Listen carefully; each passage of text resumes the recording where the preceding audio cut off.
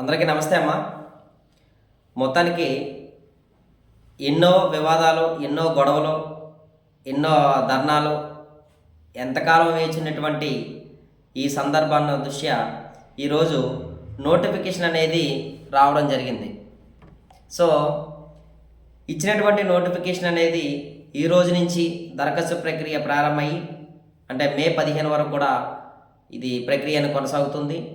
అలాగే హాల్ టికెట్ల విడుదల అనేది మే 30వ తారీఖుని అవుతుంది. At the same time exam అనేది జూన్ 6వ తారీఖు నుంచి జూలై 6వ తారీఖు వరకు కూడా ఈ యొక్క సిబిటి అంటే కంప్యూటర్ బేస్డ్ టెస్ట్ అనమాట. ఈ పద్ధతిలో మనకి ఎగ్జామ్ అనేది నిర్వహించడం జరుగుతుంది. అలాగే దీన్ని ఏం చెప్పారంటే ప్రాథమికకి అంటే పరీక్ష ముగిసిన వెంటనే ఒక 2 రోజుల్లో ప్రాథమికకి విడుదల చేస్తారన్నారు.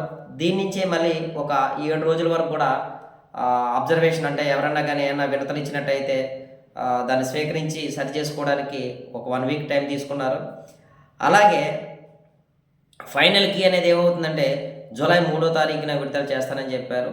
సో తర్వాత మనం వచ్చారంటే మెరిట్ లిస్ట్ అనేది జూలై చివరి వారంలో ఉంటుందని చెప్పారు. మరి అపాయింట్మెంట్ ఆర్డర్స్ అనేది ఎప్పుడు ఇస్తుందో మనకి మెన్షన్ చేయలేదు. ఈ విధంగా వాళ్ళ యొక్క షెడ్యూల్ అనేది ప్రకటించడం జరిగింది. సో నా అంచనా ప్రకారం సెప్టెంబర్ 5వ తారీఖుకి ఇవ్వచ్చేమనేటువంటి ఆలోచన అయితే నేను అనుకుంటున్నాను. ఎందువల్లంటే ఆ రోజు ఎలాగా సర్వేపల్లి రాధాకృష్ణ గారి యొక్క జయంతి సందర్భంగా ఆ రోజు ఇస్తారేమనేటువంటి ఆలోచన అనమాట. ఎలాగా ఆ రోజు టీచర్స్ డే కాబట్టి సెప్టెంబర్ 5న ఆ రోజు ఇవ్వచ్చేమనేటువంటి నేను అనుకున్నాను. ఎందువల్లంటే ఈ మెరిట్ లిస్టు అది ఇది అన్ని సంథింగ్ ఇవన్నీ చేయడానికి ఎలాగైనా ఇది అనుకున్నటువంటి షెడ్యూల్ ప్రకారం జరిగితే చాలా గ్రేట్. సరే, ఈ సమయంలో మనం ఏం చేయాలి? సో ఓకేనా, అయితే మనం స్టాండ్ మనం మీకు క్లియర్ కట్గా చెప్పాము. ఎందువల్లంటే సమయం 45 రోజులు అనేది సరిపోదని ఇప్పుడు నాకు చాలామంది కాల్ చేశారు. అట్ ద సేమ్ టైం చాలామంది కూడా నిన్న మన వీడియో వదిలితే చాలామంది రకరకాలమైనటువంటి కామెంట్స్ పెట్టారు. బిజినెస్ కోసం అలాగని లేకపోతే రకరకాలైన బిజినెస్ కోసం అనేది ఒకటి గుర్తుపెట్టుకోండి. కోచింగ్ సెంటర్ నేను నడుపుతున్నాను వాస్తవం, ఓకేనా. బిజినెస్ రావాలనుకున్నట్టయితే నేను వాస్తవంగా నా దగ్గర ఉండేటువంటి తెలివితేటల దృష్టి ఏంటంటే సబ్జెక్టు అంటే పిఐ అంగానో లేకపోతే సైకాలజీ అంగానో లేకపోతే కరెంట్ అఫైర్స్ అనో ఇలా విడివిడిగా సబ్జెక్టులు మనం చూసుకున్నా మనకి ఏదైతే వ్యాపారం ఉందో అది నడుస్తుంది. కానీ అది కాదు ఇక్కడ ముఖ్యం. అంటే ఒక యావరేజ్ స్టూడెంట్ దగ్గర నుంచి అబోవ్ యావరేజ్ కానీ లేకపోతే సీరియస్ యాస్పిరెంట్ దగ్గర నుంచి లాంగ్ టర్మ్ చదువుతున్నటువంటి వాళ్ళందరూ కూడా ఏంటంటే బేసికల్గా ఇక్కడ ఈ సిలబస్ని మనం రివిజన్ చేయాలన్నా లేకపోతే తర్వాత రివిజన్ అయిన తర్వాత ప్రాక్టీస్ చేయాలన్నా ఒకసారి ఎంత సమయం పడుతుందో నేను వాళ్ళు దృష్టిలో పెట్టుకొని నేను చెప్పడం జరిగిందనమాట. సో అందువల్ల నేను సమయం అడిగాను తప్ప కానీ చాలామంది రకరకాలుగా నేను కామెంట్స్ అని చేశారు. అది ఇంకోటి విషయం గుర్తుపెట్టుకోండి. ఎందుకనంటే మాకు కాలేజీ కూడా ఉంది. ఐఐటి నీట్ అకాడమీ కాలేజ్ ఉంది, తర్వాత ఒక డిగ్రీ కాలేజ్ ఉంది, మాకు తర్వాత పాలిటెక్నిక్ కాలేజ్ ఉంది. సో వ్యాపారాలు అంటే మాకు రకరకాల వ్యాపారాలు ఉన్నాయి. కానీ ఇక్కడ అల్టిమేట్గా అంటే నెగిటివ్ కామెంట్ చేసే వాళ్ళ గురించి మాత్రమే నేను ఇది పోస్ట్ చేస్తున్నాను. సో ఇక్కడ నేను అడిగింది ఏమవుతుందంటే ఒకటి గుర్తుపెట్టుకున్నామా, ఎప్పుడైనా ఒక ఎగ్జామ్ జరపాలైనా లేకపోతే ఇంకోటి చేసిన అన్ని వర్గాల వారిని సంతృప్తిపరచడం ఏ ప్రభుత్వానికైనా ఏ వ్యక్తికైనా కష్టం, ఆ విషయం తెలుసు. కానీ మోర్ దెన్ ఇప్పుడు 10% పీపుల్ మాత్రమే ఈ 45 డేస్కి సిద్ధం ఉండొచ్చు. ఉన్న 90% ఏమవుతుందంటే వాళ్ళకు ఉండేటువంటి రకరకాల కారణాల చేత రకరకాలైనటువంటి ఫైనాన్షియల్ ప్రాబ్లం చేత వాళ్ళు వేరే ఉద్యోగంలో జాయిన్ అవ్వడం కానీ మరొకటి కానీ జరగడం ఉండొచ్చు. సో అలాంటప్పుడు ఏమవుతుందంటే వాళ్ళ కోణంలో చూసినట్టయితే సమయం ఖచ్చితంగా పెరగి ఉండాలి, ఓకేనా. ఇక రెండో కోణం ఏంటంటే ఎప్పటి నుంచో మీరు వదిలేసుకొని అన్నీ కోల్పోయి ఫ్యామిలీకి దూరంగా ఉంటూ జాబ్ను వదిలేసుకొని ప్రిపేర్ అవుతున్నటువంటి సీనియర్ యాస్పిరెంట్స్ ఎవరైతే ఉన్నారో వాళ్ళకైతే మాత్రం ఈ 45,000 సరిపోతుంది. మళ్ళీ మనం ఎక్స్ట్రా అమౌంట్ పెట్టలేము, హాస్టల్లో ఉండలేము, నెలకు 5,000 6,000 అవుతుంది, ఈ ఖర్చు అంతా భరాయించలేము అనేటువంటి ఆ కోణంలో చూసినట్టయితే ఆ 45 డేస్ అనేది సరిపోతున్నట్టు ఆ 10 నాకు తెలిసి ఏంటంటే 8 to 10% పీపుల్ ఉంటారు, అంతే యాస్పిరెంట్స్ ఉంటారు. వాళ్ళ కోణంలో చూసినట్టయితే ఇది కరెక్ట్గా ఉంటుంది అనమాట. సో నేను అనేది అల్టిమేట్గా ఏంటంటే సమయాన్ని అందరికి ఆమోదయోగ్యంగా ఉండే విధంగా ఇచ్చినట్టయితే బాగుంటుందనేటటువంటి ఆలోచనతో నేను 80 to 90 డేస్ అనేది ఫస్ట్ నుంచి కూడా నేను ఆ స్టెప్ అది స్టాండ్ తీసుకోవడం జరిగిందనమాట. ఆ స్టెప్ తీసుకోవడం వల్ల కొంతమందికి నచ్చి ఉండొచ్చు, కొంతమందికి నచ్చకపో ఉండొచ్చు. కానీ అల్టిమేట్గా ఎక్కువ మంది ఏంటంటే నా కామెంట్స్ రూపంలో కానీ ఫోన్ రూపంలో కానీ మరో రూపంలో కానీ తెలియజేసింది అల్టిమేట్గా ఆ యొక్క 80 to 90 డేస్ అనేది అందరూ కోరుకున్నట్టు మనకు తెలుస్తుంది అనమాట.